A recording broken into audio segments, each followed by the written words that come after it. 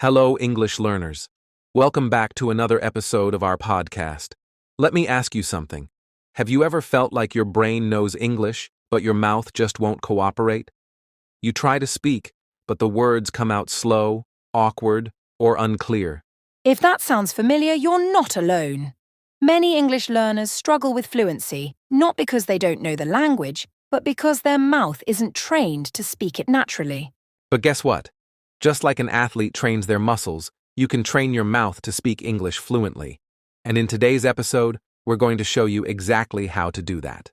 By the end of this episode, you'll have powerful exercises to make English flow smoothly from your mouth, train your tongue and lips for clear pronunciation, speak faster and more naturally, without hesitation. So if you've ever wished you could sound more fluent and confident in English, stay with us. This episode is packed with game-changing tips. All right, let's start with a simple but powerful truth. Fluency isn't just about knowing words.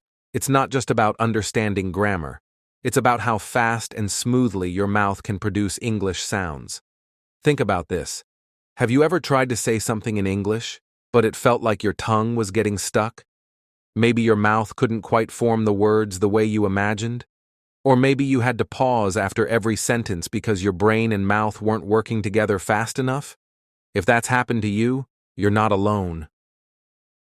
This is one of the biggest reasons English learners struggle with fluency. It's not because they don't know English, it's because their mouths haven't been trained to move like an English speaker's mouth. And that's what we're talking about today: how to train your mouth so that English becomes easy, smooth, and automatic. That's such an important point, Adam. And I want everyone listening to think about something for a moment. Try this. Say a full sentence in your native language right now. Just any random sentence. Feels effortless, right? You don't have to think about where to place your tongue, how to move your lips, or how to shape each sound. Now try saying a full sentence in English without stopping. Does it feel the same? Or do you feel your tongue hesitating, your mouth slowing down, or your pronunciation getting a little awkward? If English still feels unnatural in your mouth, don't worry, this is completely normal. It's because your mouth has spent years, maybe even decades, practicing the sounds of your native language. Your tongue, lips, and jaw are used to moving in a certain way, and when you suddenly switch to English, your mouth doesn't automatically know what to do. Exactly. And this is where many learners get frustrated. They think, why can I read English, understand English, even write English, but when I try to speak, it just doesn't flow? The answer is simple. Your mouth hasn't been trained for English yet. And here's something amazing. Fluency isn't just about intelligence or memorization. It's actually a muscle memory skill. That means you can train your mouth to move correctly for English, just like a basketball player trains their body to shoot perfectly, or a musician trains their fingers to play an instrument. Once your mouth is trained, English will feel natural. You won't have to think about every single word before you say it. Your tongue, lips, and jaw will just know what to do, automatically. And when that happens, speaking English becomes so much easier. No more struggling to form sounds. No more hesitating before every sentence. No more feeling stuck in the middle of a conversation. So let's break it down. Why is training your mouth so important for fluency? There are 3 big reasons. Reason number 1, your native language has trained your mouth differently. Think about it. Every language has different sounds, right? Some languages have rolling R sounds. Some languages don't use the th sound at all. Some languages are spoken with a very fast rhythm, while others are slower and more controlled. Your mouth has spent your entire life using the patterns of your language. That's why, when you switch to English, some sounds feel unnatural or difficult. For example, in English, we have 2 different sounds, like in think and this. If your native language doesn't have this sound, your mouth will naturally replace it with something else like an S or a D. But with practice, you can train your mouth to pronounce it correctly. Absolutely. Here's another example. Let's talk about word endings. In English, we often pronounce the last sound of a word very clearly. For example, in want, we clearly say the T at the end. But in some languages, people naturally drop the last consonant sound. So when they speak English, they might say wan instead of want. Now, this is not just about pronunciation, it's about fluency too. Because if your mouth isn't trained to hit those final sounds, it will slow down your speech. You'll either have to stop and correct yourself, which interrupts your fluency, or you'll speak in a way that sounds unclear to native speakers. That's such a great point. And this brings us to reason number 2. English has a different rhythm and stress pattern than other languages. Have you ever noticed that native English speakers don't pronounce every word with the same energy? Some words are stretched out while others are very quick. For example, listen to this sentence, I'm going to the store. A native speaker doesn't say it like this, I am going to the store. Instead, they say, I'm going to the store. Some words get shortened, some get connected, and the rhythm flows naturally. But if your mouth isn't trained for this rhythm, English will always sound choppy when you speak. Exactly. And this leads us to reason number 3. Training your mouth speeds up your fluency, without needing to think about it. When you first learned to drive a car, do you remember how hard it was? You had to think about everything. Where is the brake? How do I turn the wheel? When do I check my mirrors? It felt slow, right? But now, if you've been driving for years, you don't think about those things anymore. Your body just does them automatically. Speaking English is exactly the same. At first, you have to think about every sound, every movement of your mouth. But if you train regularly, your mouth will start doing it automatically, without hesitation. So here's the big takeaway. If English feels slow or unnatural for you, it's not because you're bad at languages. It's just that your mouth isn't used to English yet. But the good news? You can train your mouth. Just like a musician trains their fingers or an athlete trains their muscles, you can practice specific techniques to make English smooth, clear, and natural. And in the next chapters, we're going to show you exactly how to do that. We'll give you powerful exercises to train your tongue, lips, and jaw for fluent English. That's right. And one of the most powerful techniques is called shadowing. It's an incredible way to force your mouth to move like a native speaker. So stick with us, because in the next chapter, we're going to break it down step by step. Let's do this. All right. Now that you understand how important it is to train your mouth for fluency, let's dive into one of the most powerful techniques that will help you do just that, the shadowing technique. Shadowing is an incredibly effective method that will make you sound more like a native speaker almost instantly. Imagine this. You're listening to an English speaker and you're repeating everything they say right after them in real time. Sounds simple, right? But don't be fooled. This technique is extremely powerful. Exactly. Here's how it works. Shadowing means you're echoing what you hear in real time. You're not waiting for the speaker to finish before you repeat the words. You do it immediately. It's like being a mirror to the speaker's voice. Now, at first, this can feel challenging. When you're listening to a native speaker, they speak fast, and their rhythm might be different from what you're used to. But that's exactly the point. The goal is to train your mouth to move at the same speed, rhythm, and pronunciation as a native English speaker. Yes. Shadowing helps you focus on 3 key areas. 1. Pronunciation. You're repeating the sounds exactly as they are. 2. Rhythm and stress. You're copying the way words are stressed and connected. 3rd. Intonation. You're learning the natural rise and fall of speech just like a native speaker. These 3 areas are vital for fluency, and shadowing trains them all simultaneously. So, in essence, it's a full-body workout for your mouth and ears. Here's an example.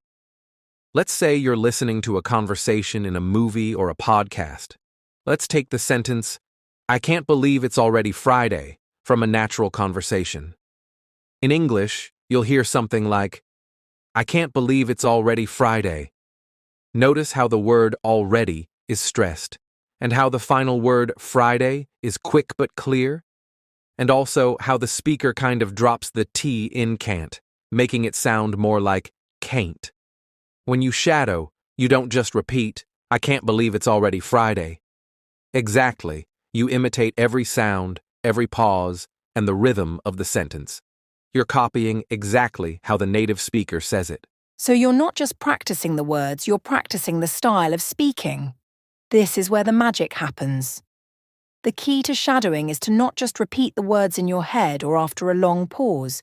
You do it immediately. As soon as you hear the speaker say something, you echo them, word by word, at their speed.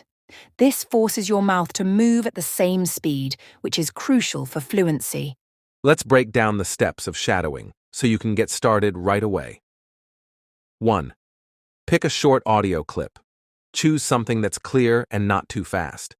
It could be a short video, podcast episode, or even a conversation between native speakers.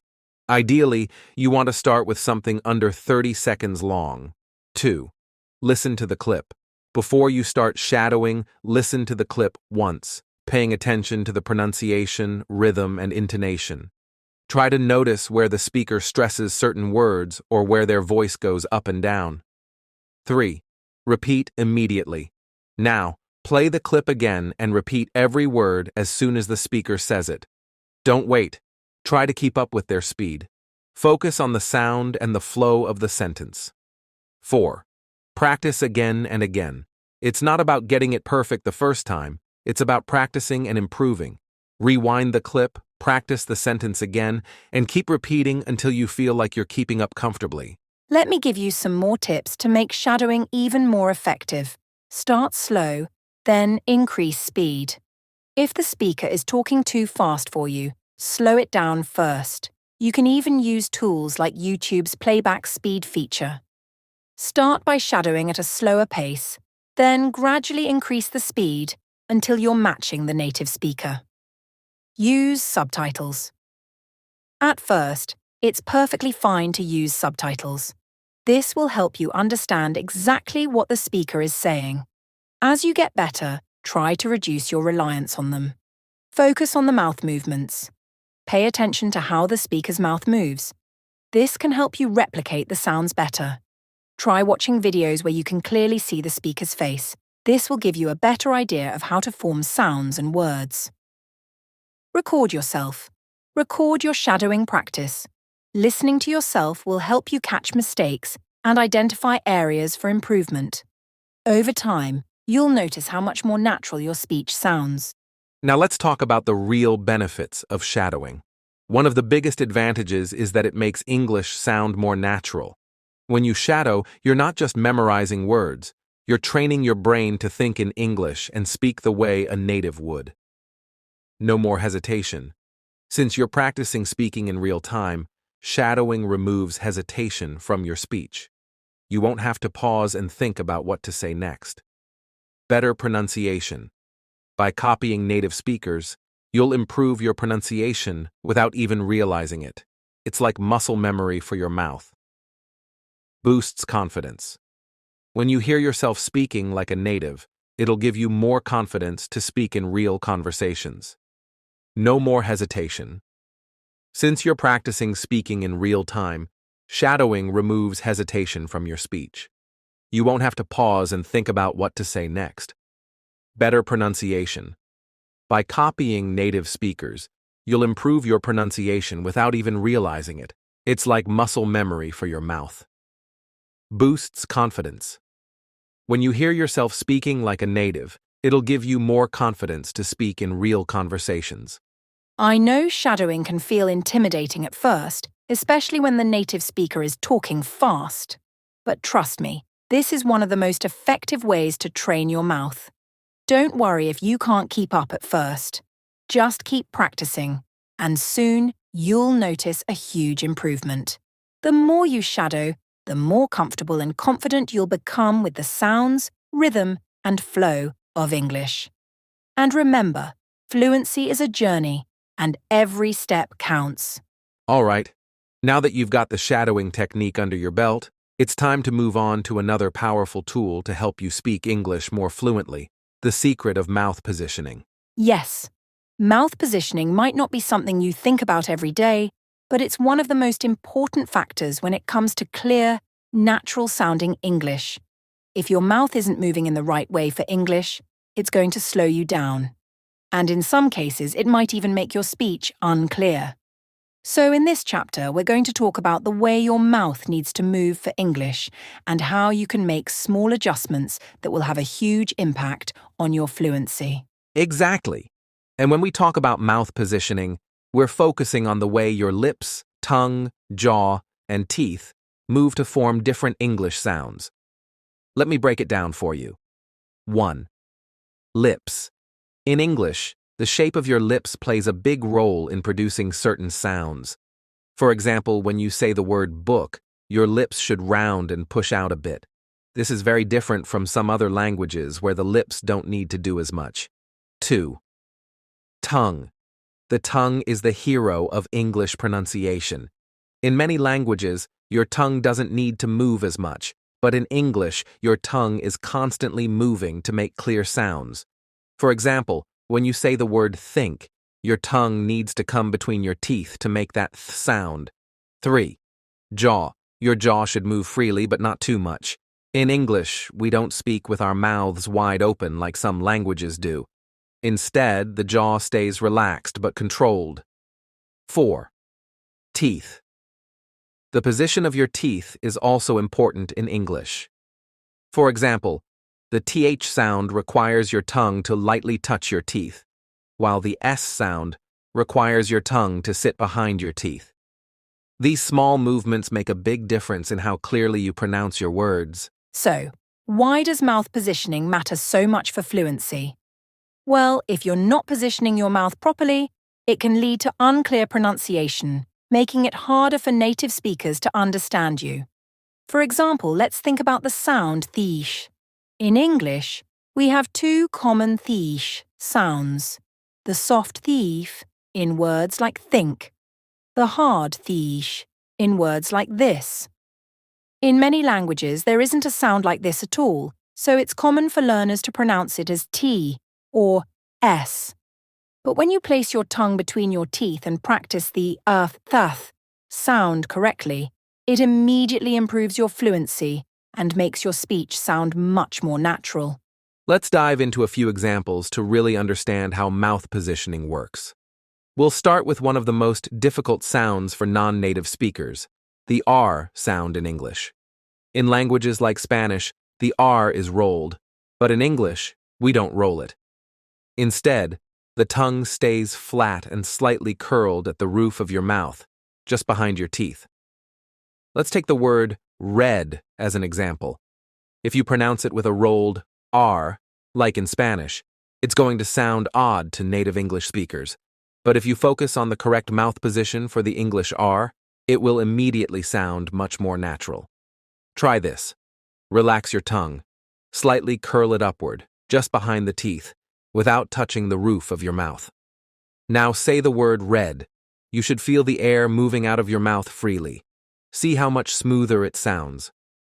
Now, let's talk about another tricky sound, the L sound. In some languages, the L sound is made differently, but in English, you need to place the tip of your tongue just behind your upper teeth. It's subtle, but this small movement can make a big difference. For example, let's take the word love. The key is to keep your tongue relaxed but close to the roof of your mouth. When you practice making the L sound with this position, it will flow much better in conversation. Here's a fun exercise you can do to practice mouth positioning. 1. Pick a few words with tricky sounds. For example, think, red, love, and sit. 2. Repeat the words slowly, focusing on where your tongue and lips are positioned. 3. Record yourself to see how clear and accurate your pronunciation is. You can even compare it to a native speaker's pronunciation by listening to an audio clip of the same words. 4. Keep practicing until your mouth moves automatically into the right positions for each sound. Now let's talk about some common mouth positioning mistakes that learners make. One of the most common is not fully opening your mouth for certain sounds. For example, when saying cat, your mouth should open a little bit wider to pronounce the A sound clearly. Another mistake is not rounding your lips enough for words like book or food.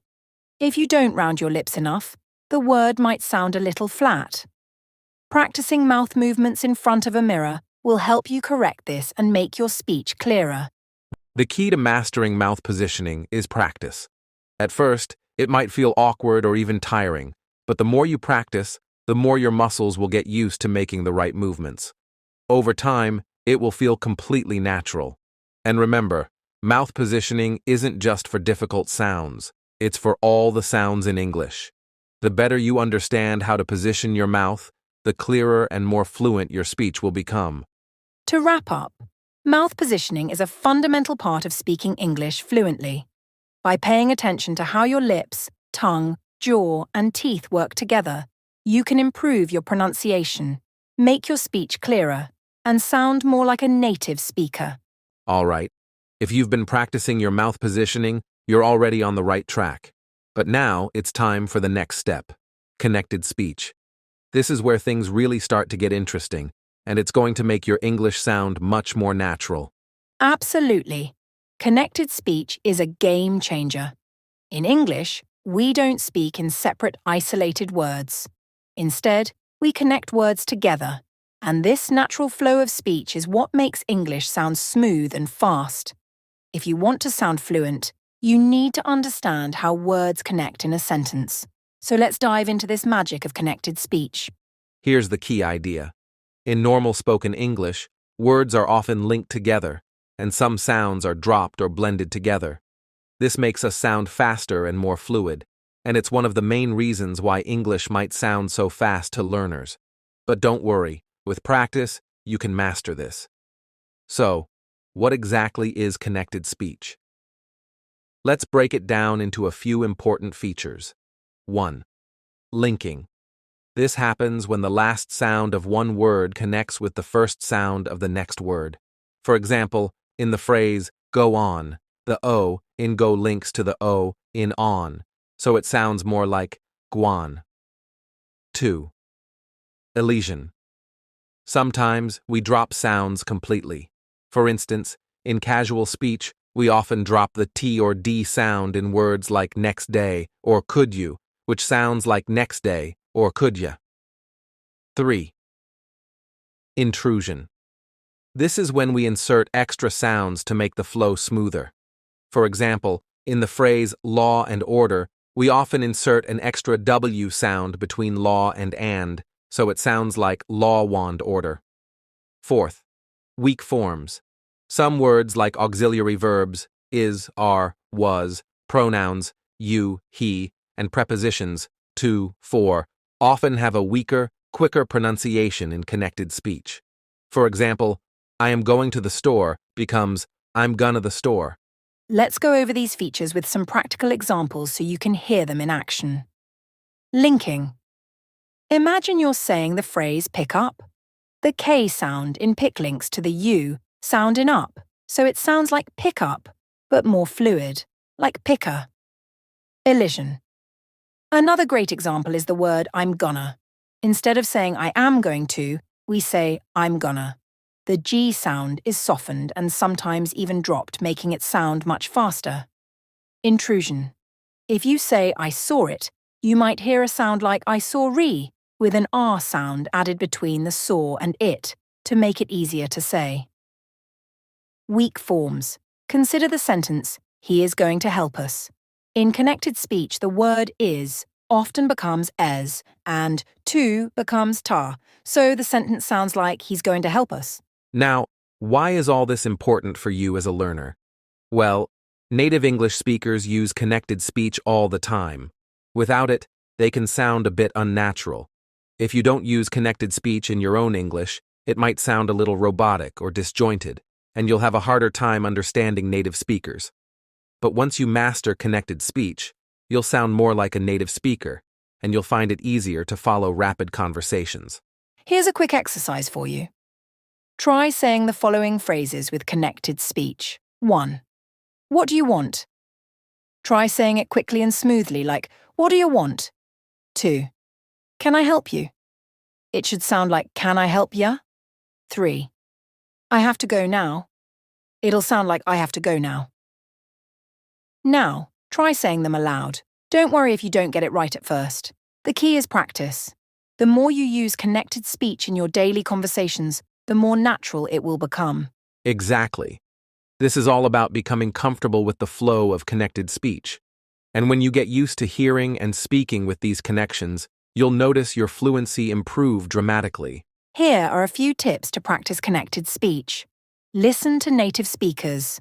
Watch TV shows, movies, or YouTube videos in English. Focus on how native speakers connect words in fast speech. Repeat what you hear. When you hear native speakers using connected speech, pause and repeat what they say. Try to match their speed and flow. Practice linking and elision. Practice sentences like go on, don't know, and want to, making sure you link the words together smoothly. Slow down at first. At first, it might be helpful to slow down your speech just a little. Focus on the connections between words, and then gradually speed up as you get more comfortable. Remember, this is a gradual process. Start slowly and build up to faster speech.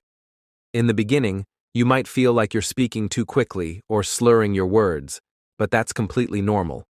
Over time, your mouth will become more accustomed to linking sounds, and your English will sound much more fluent. So, to sum it up, connected speech is what makes English sound natural and fluent. By linking words, dropping sounds, and using weak forms, you'll start to speak more like a native and improve your understanding of fast English. I hope you're ready for another exciting chapter, because now we're going to introduce something that's a real game changer for improving your fluency, the 30-second fluency drill. That sounds intriguing, Adam. What exactly is the 30-second fluency drill, and how is it going to help our listeners speak more fluently in English? Great question, Sophia. The 30-second fluency drill is a simple but powerful technique designed to help you practice speaking English naturally and quickly. The idea is that you're going to speak continuously for 30 seconds about a specific topic without stopping, hesitating, or pausing to think too much. It's all about building fluency and the ability to speak without overthinking. Why 30 seconds? Well, it's long enough to challenge your brain, but short enough to not feel overwhelming. It's perfect for beginners and intermediate learners looking to improve their speaking skills under pressure. And trust me, this drill is going to make a huge difference in how you speak English. That sounds intense but effective. So what exactly are the benefits of doing this 30-second drill? There are several benefits to this drill. 1. Improves speed. It pushes you to think quickly in English and say what's on your mind without overthinking. 2. Builds confidence. By doing it regularly, you'll become more confident in your ability to speak smoothly, even when you're not sure exactly what to say. 3. Helps with vocabulary. It forces you to use a wide range of vocabulary, since you won't be able to rely on just 1 or 2 words. 4. Reduces hesitation. If you tend to pause too often or struggle with fillers like or this drill helps you eliminate those pauses. 5. Encourages flowing speech. You'll get used to speaking in a continuous flow, just like native speakers do in casual conversation. I love how this drill sounds, so how do we actually do it? What's the process? All right, here's how it works. 1. Pick a topic. Choose a simple topic to talk about. It could be anything you're familiar with, your hobbies, a recent trip you took, or even your daily routine. The key is to pick something you can talk about without needing to think too hard. 2. Set a timer for 30 seconds. Grab your phone or a timer and set it for 30 seconds. 3. Start speaking. Begin talking about the topic you've chosen. Don't stop, don't pause to think about what you want to say next, and definitely don't translate from your native language. Just let your thoughts flow in English. 4. Focus on fluency, not perfection. Remember, the goal is fluency, not perfection. If you make mistakes or don't know a word, keep going. Don't let yourself get caught up in trying to speak perfectly. 5. Review and repeat. After you've completed the 30 seconds, take a moment to reflect on how it went. Were there moments when you hesitated? Were there words or phrases that you could have used? After a short break, repeat the drill. Over time, you'll notice improvements in your fluency. Great! Here are a few tips to make this drill even more effective. Start slow. If you're feeling nervous, start with shorter sentences and gradually build up to speaking for the full 30 seconds. Use everyday topics. The more familiar the topic, the easier it will be to talk without stopping. Record yourself. If possible, record your 30-second drill and listen to it. This helps you identify areas where you might be hesitating or where your pronunciation could improve. Practice daily. To really see progress, try to do this drill every day. Consistency is key when it comes to improving fluency. Let's look at an example of the 30-second drill in action. Suppose the topic is my favorite movie. Here's how you might approach it. Well, my favorite movie is The Shawshank Redemption. It's a drama film about a man who's wrongfully imprisoned and his journey to freedom. I love the movie because it's not just about prison life, but about hope and resilience. The performances by the actors, especially Tim Robbins and Morgan Freeman, are incredible. The plot is gripping, and it has a very emotional ending. It's definitely a film that stays with you long after you've seen it. I've watched it several times, and each time I notice something new in the story. Notice how the speech flows without any long pauses. This is exactly what you're aiming for in your 30-second fluency drill. This is a really fun way to challenge yourself, and as you practice, you'll notice your speaking speed and comfort level improving. The more you practice, the more natural it'll feel to speak in longer sentences without stopping to think. To sum it up, the 30-second fluency drill is an easy-to-follow, powerful exercise to help you speak English more smoothly and with greater confidence. It's all about building that natural flow, so don't be afraid to make mistakes.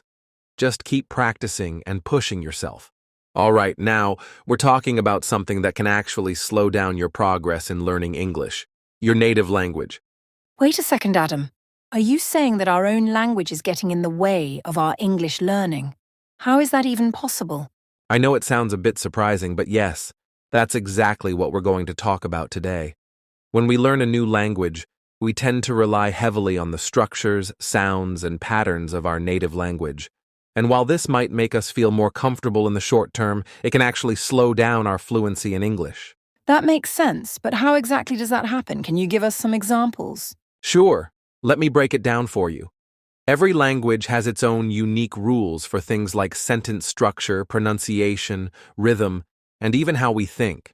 And because we've spent years speaking our native language, it's become second nature to us.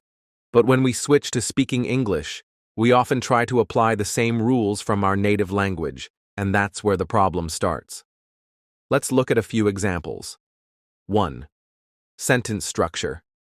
In many languages, the sentence structure is different from English. For example, in Hindi, for many of our listeners, the sentence structure is often subject-object-verb, SOV. So instead of saying, I am eating an apple, in Hindi, it's I an apple am eating. If you're thinking this way while speaking English, it can sound very awkward. 2. Pronunciation. In some languages, sounds that are common in English don't exist in the native language. For instance, in Hindi, the TH sound in words like think or this doesn't exist. If you try to say these words using a different sound from your native language, it can lead to mispronunciations. 3. Rhythm and intonation. Every language has its own rhythm, and English has a specific pattern of stress on certain syllables. In Indian languages, for example, syllables are often given equal stress, which can make English sound a little flat if we don't adjust. Native English speakers emphasize certain words or syllables in a sentence, making it sound more dynamic and natural. Wow, I see how that could be a problem. So, what can we do to overcome these habits and avoid the influence of our native language? Great question, Sophia. The key is to train your brain to think in English and to embrace the differences between your native language and English. Here are some practical tips to help you break free from the influence of your native language. 1. Think in English. Start training yourself to think directly in English instead of translating from your native language. When you wake up in the morning, try to describe your day to yourself in English. If you're walking to the store, think about how you would explain it in English. The more you do this, the more natural it will feel. 2. Focus on English patterns. Get comfortable with the sentence structure and grammar patterns in English. English relies heavily on word order, subject, verb, object, so practice making sentences in this structure until it feels natural. 3. Watch and listen to native speakers. Expose yourself to as much native English content as possible. Movies, podcasts, TV shows, YouTube videos. Pay attention to the rhythm, the stress on words, and the way sentences flow. Mimic these patterns in your own speech. 4. Use English to express ideas, not just words. When you're learning new vocabulary, try to use it in complete sentences and situations that make sense in English. For example, instead of just memorizing the word book, try saying, "I love reading books in the evening," or "She borrowed a book from the library." 5. Slow down your speech. In the beginning, it can be helpful to slow down your speech a little to avoid mixing up your native language rules with English. As you practice, you can speed up and become more fluid. So, the idea is to let go of those automatic habits from our native language and start thinking and speaking in English as English. Exactly. The more you practice using English patterns and thinking directly in English, the less you'll rely on your native language. Eventually, speaking English will become just as natural as speaking your first language. That sounds like it will take time and consistent practice, but I'm sure once our listeners get the hang of thinking in English, they'll see huge improvements in their fluency, right? Absolutely. It's definitely a challenge at first, but the rewards are totally worth it. When you start thinking in English, your sentences will flow more smoothly, and you'll sound more like a native speaker. Plus, you'll stop feeling like you're translating in your head every time you speak. To wrap things up, don't let your native language hold you back. Yes, it's part of who you are, but to speak fluent English, you need to let go of the old habits and embrace the new rules of English. Practice thinking, speaking, and even dreaming in English, and you'll see amazing progress. And that's a wrap on today's episode. We've covered some powerful techniques to train your mouth for fluent English, and we hope you're feeling inspired and ready to take action. Remember, fluency isn't about perfection, it's about progress. Every small step you take brings you closer to becoming a confident English speaker. That's right. The key is consistent practice. Try out the fluency loop, use the imitation technique, and don't be afraid to speak every day. Trust the process, and you'll see results sooner than you think. Before we go, we'd love to hear from you. What's your favorite technique from today's episode? Are you going to try shadowing? Maybe the 30-second fluency drill? Let us know in the comments. And if you found this episode helpful, don't forget to like, share, and subscribe so you never miss out on more powerful English learning tips. Your support helps us keep bringing you valuable content every week. Keep practicing, keep pushing yourself, and remember, fluency is a journey, not a destination. Stay patient, stay motivated, and most importantly, keep speaking. Thank you.